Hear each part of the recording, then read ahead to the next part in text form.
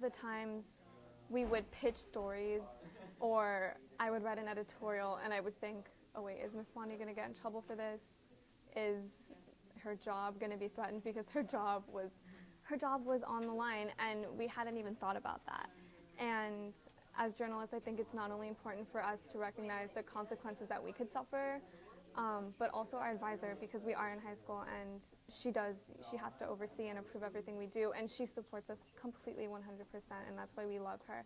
But also we need to just keep in mind that there's more for her to lose, and so that was always in the back of our minds while we were pitching story ideas. The slant of story ideas, the tone that we use in our editorials was always in the front of my mind, especially with my editorials.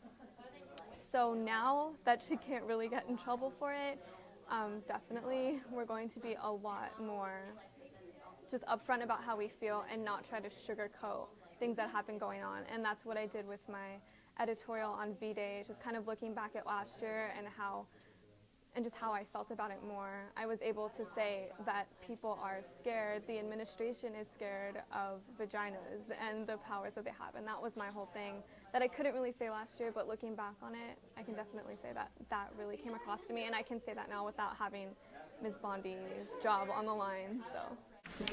I think now that we have this sort of thing, it's a lot better. Do you think it'll allow you guys to write, more articles, be able to... I think it takes the stress off a little more.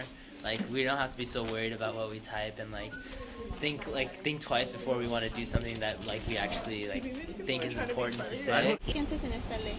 Pues yo pienso que si es una buena forma para que los estudiantes se expresen bien y quieran decir lo que a lo mejor no pueden decir hablando, lo pueden decir escribiéndolo, está bien, siempre y cuando lo usen de una forma adecuada. No